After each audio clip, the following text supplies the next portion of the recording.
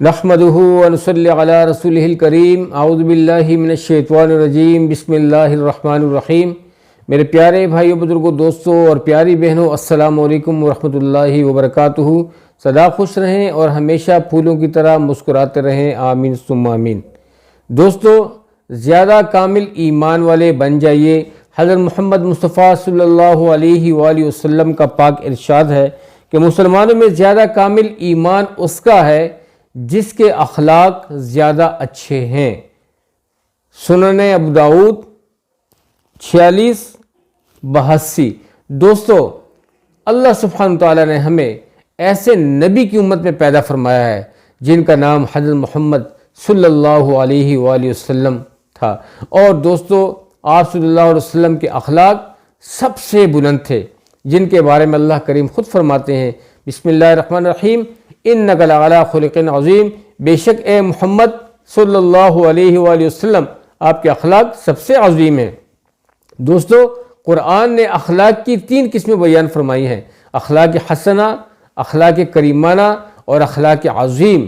اب ان کی تفصیل اگر میں بیان کروں تو کافی وقت لگے گا، لیکن 3 اقسام ہیں، اور سب سے بہترین اخلاق جو ہیں وہ اخلاق عظیم ہیں، اور اخلاق عظیم جو تھے وہ حضرت محمد صلی اللہ علیہ وسلم کے تھے۔ تو دوستو، ہم جن پر ایمان لے کر آئے اور میرے دوستو جن کے طریقوں پہ ہم لوگ زندگی گزار رہے ہیں، اور ہم اپنے آپ کو عاشق رسول کہتے ہیں، تو پھر آپ صلی اللہ علیہ وسلم کے اخلاق کا جو دامن ہے اس کو چھوڑنا نہیں چاہیے، اس کو پکڑ کے رکھنا چاہیے، اور انہی کے پیچھے ہم لوگوں نے ہمیں جانا چاہیے، اور اخلاقیات کے دائرے میں ہی زندگی گزارنی چاہیے۔